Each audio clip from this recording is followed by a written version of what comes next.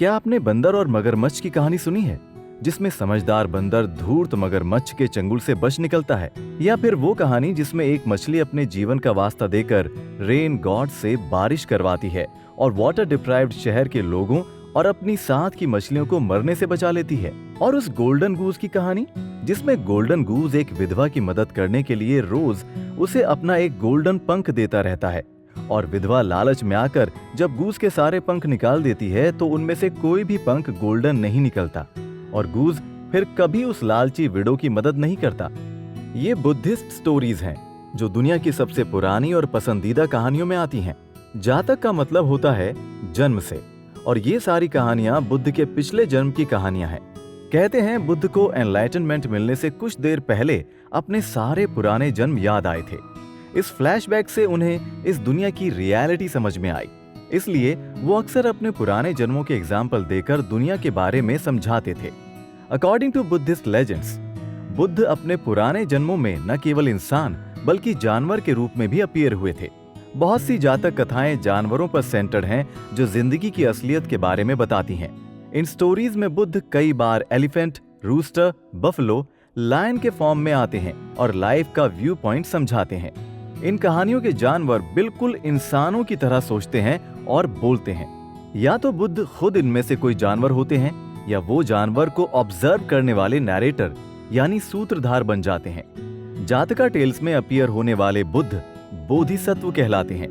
बोधिसत्व वो बुद्ध हैं जो निर्वाण की तलाश में निकल तो पड़े हैं मगर अब तक सिंपल इंसान की तरह हैं, यानी उन्हें वो सारी सफरिंग्स, सारे दुख भोगने पड़ते हैं जो इंसानों को मिलते हैं। जातक कहानियों से देखें तो 3 तरह के बोधिसत्व दिखते हैं जो राजा की तरह सारे ऑब्स्टेकल्स पार करके सबसे पहले एनलाइटनमेंट हासिल करना चाहता है ताकि सबकी हेल्प कर पाए। बोटमैन, जो सबको अपने साथ ले जाकर निर्वाण पाना चाहता है। शेपर्ड, जो बाकी लोगों को एनकरेज और लीड करते हैं और खुद सबसे बाद में निर्वाण पाना चाहता है। बुद्ध के बाद जातक कहानियां सबसे पहले बुद्धिस्ट मंक्स एक दूसरे को सुनाया करते थे, लेकिन धीरे धीरे बुद्धिज्म फैलने के साथ साथ ये कहानियां पूरी दुनिया में फैल गईं और इन्हीं कहानियों के साथ फैली बुद्ध की unmatched insight about life. Buddha की डेथ के करीब 500 साल बाद ये कहानियां हिस्ट्री के पेजेस में देखी गईं। जातक कहानियों का लार्जेस्ट और ओल्डेस्ट कलेक्शन पाली लैंग्वेज में लिखा गया और ये सारी कहानियां सुत्त पिताका यानी बास्केट ऑफ सूत्रास में मौजूद हैं। अब तक 547 जातका टेल्स ही मिल पाई हैं।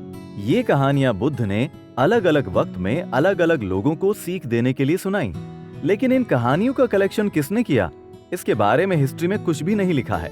पंडित विष्णु शर्मा की लिखी हिंदू धर्म की पॉपुलर टेल्स, पंचतंत्र और जातक की कई कहानियां बिल्कुल एक जैसी हैं, जैसे जातका टेल्स का गोल्डन गूज और पंचतंत्र की सोने की अंडे देने वाली मुर्गी। दोनों कहानियों का मॉरल है कि लालच बुरी बला है। और भी कई इंडियन स्टोरीज और जातक कहानियां काफी मिलती जुलती हैं। जातका टेल्स में भगवान राम को भी बोधिसत्व माना गया है। इनफैक्ट कई हिंदूज का भी मानना है कि गौतम बुद्ध विष्णु के अवतार थे। कह सकते हैं there is a common pool of Indian wisdom जहां से ये सारी कहानियां आई हैं। उन दिनों लोग पढ़ और लिख नहीं सकते थे, इसलिए उन्हें जातक कहानियां सुनाने की जिम्मेदारी सौंपी गई स्पेशल स्टोरी टेलर्स को, जिन्हें जातक भनक कहा जाता था। ये स्टोरी टेलर्स दूर दूर जाके ये कहानियां सुनाते और लोगों को जीवन जीने का सही तरीका समझाते। जातक कहानियों को सुनाने की टेक्निक भी काफी मोटिवेटिंग थी।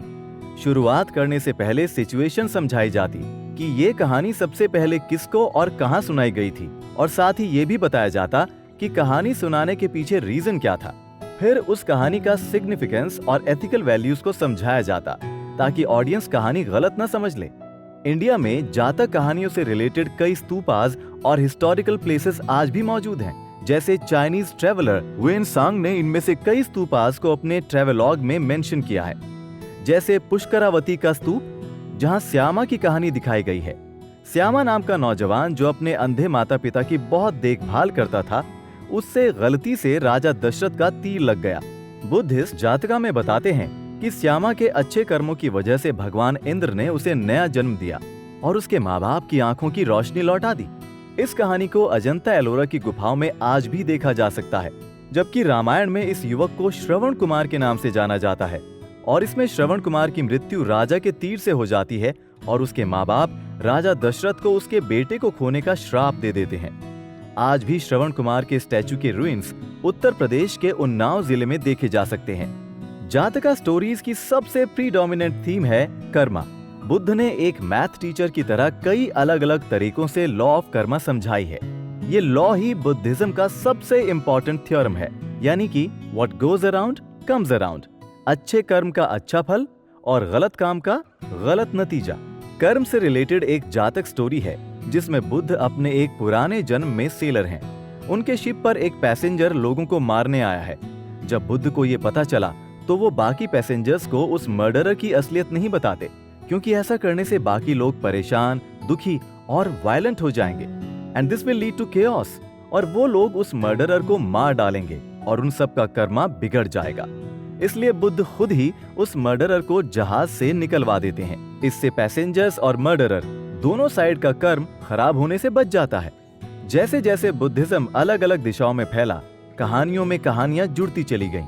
ऐसी कई जातक कहानियां हैं जो बहुत बाद में आईं, जिन्हें एपोक्रिफा कहा जाता है। हालांकि जातक कहलाने वाली इनमें से कुछ स्टोरीज संस्कृत में पाई गईं, यानी कि कोई नहीं जानता कि ये कहां से आईं। जैसे कि इनमें से कुछ कहानियां आर्य सूर्य नाम के लेखक की हैं और इन्हें ब्यूटीफुली अजंता और एलोरा टेम्पल्स में इलस्ट्रेट किया गया है। आज भी जातक कहानियां दुनिया की मोस्ट पॉपुलर मोरल टेल्स हैं। इनका इंसाइट और विजडम इतना गजब का है कि हर कोई इनसे कुछ न कुछ सीख सकता है। ये कहानियां बहुत पुरानी जरूर हैं, मगर इनकी आज भी उतनी ही रेलेवेंस है जितनी उस वक्त थी जब बुद्ध ने इन्हें सुनाया था।